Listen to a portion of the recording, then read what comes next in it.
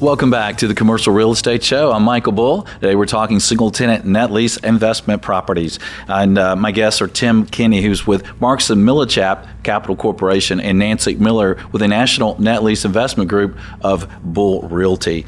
And we're talking about the market. We're talking about tenants. So who are the hot tenants out there? Are there groups of these single tenant net lease? Like, are banks hot? Are drugstores? Seems like drugstores are always as hot as it. How about auto care? What are your buyers really wanting today? Well, I think obviously because of the volume, dollar stores clearly are the number one. Dollar General, Family Dollar, they're continuing to grow stores hundreds a year. It's ridiculous. And I've heard people at events call you're the dollar store queen, right? Yes, I'm queen, the queen. That's all right. And well, also there are a lot of the quick service restaurant QSRs are still very popular, and those are more comfortable in smaller markets. Your Pizza Huts and your Taco Bells.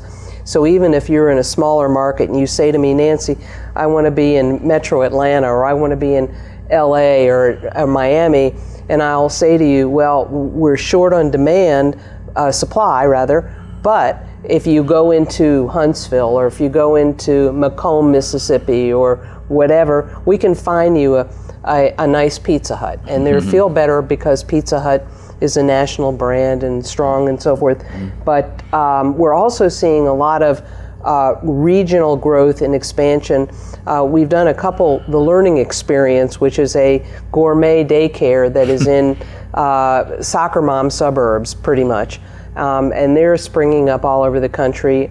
And then another regional, Caliber Collision, for example, they're springing up all over the country, and they're buying up smaller collision locations. So those are new growth models. And of course, the typical AutoZones and O'Reilly's and so forth are in play as well. But the yields on some of those, even though they're 15 or 20-year leases, and some are double net versus triple net leases, they're very, very popular as well. Yeah. So, Tim, if I'm going to come to you to get a loan on one of these properties, what are your lending sources going to like best when I bring you a tenant? They care if it's double net or triple net, a tertiary market, maybe a ex-suburban market. What turns them on and off?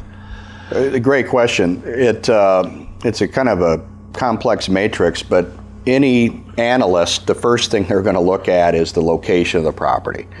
So let's say we're looking at a Dollar General, for example. Well, that's interesting because that seems like my eyes are kind of first look at the credit of the tenant, length of the lease. Yeah, but they do care about where it is. Let's say we have, let's use a Dollar General as an example. The first, because we know we got a credit tenant on the lease. Okay. I should have made that clear. And then it's funny because the first thing they're going to look at in any property, you're going to see they're going to do an aerial, or they're going to go to Google Maps. And one of my lenders, he just literally goes to Google Earth and looks and says if he sees tumbleweeds, and no national tenants around there, he's gonna need a real strong borrower. Also, some of the lenders have a rule of thumb. They want to see X amount of people within the 5-mile ring. So a lot of the lenders are, say, that I can think of off the top of my head, is a good rule of thumb is they want to see 25,000 to 50,000 in the 5-mile ring. They want to see some population. Another group, like I said, wants to see some national, something around that particular tenant. Now, and then, so that's a real world example. And I see that a ton because we do a lot of dollar stores together. So then your underwriting will change a little bit away from the tenant to the borrower in that case, if you got one with nothing around, just green space in the aerial. Yeah. Now in my world, again, if I got a credit tenant, I'm pretty much good to go. Other than those dollar stores that might be literally in the middle of nowhere. Okay, it's funny you mentioned tumbleweeds. We sold 6,000 acres outside of Phoenix that these 60 banks had foreclosed on, unfortunately, and we took them out to show them the property. Literally, there was tumbleweeds and they were driving those tumbleweeds rolling. They're like, oh my goodness, what do we own now? We sold that, and they got a really big number for it, but they were a little freaked out when they saw the tumbleweeds. Yeah. So what about length of lease, right? So Nancy tells me, look, if I'm looking to increase my yield, maybe I want to consider more risk on a shorter term lease, maybe 7 years or maybe even under 5, right? And be really risky. But so how does that handle the financing? Again, I have some of my banks that are single tenant net lease divisions. 7 years is the minimum firm term of the lease that they can live with. Okay. So they will do that. And then another rule of thumb is they'll take the firm term of the lease and then add 5 years to that for your amortization schedule. Well, so it's tough. Maybe they'll push out a 7-year lease out to a 15-year amortization schedule, your payout schedule, that really tightens up your cash flow.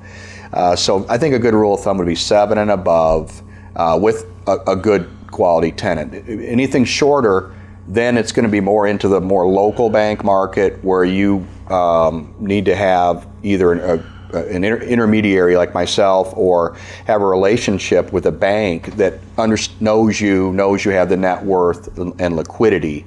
Liquidity these days being the most important. Mm-hmm. When we see these, we always get a personal financial statement. If you're looking to buy a single net lease property, make sure you have a up-to-date personal financial statement. Any format will do.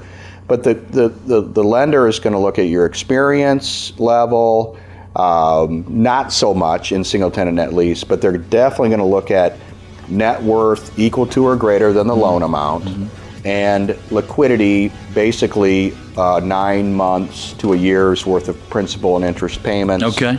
All right. That's a good rule of thumb. All right, stay with us. We're going to cover some gotchas that you want to watch out for. This is the Commercial Real Estate Show. Hey there, thanks for checking out the Commercial Real Estate Show. Don't miss a video of special interest to you. Be sure to subscribe below. And if you appreciate the videos, be sure and thank our sponsors. There's a link to more information about them in the description.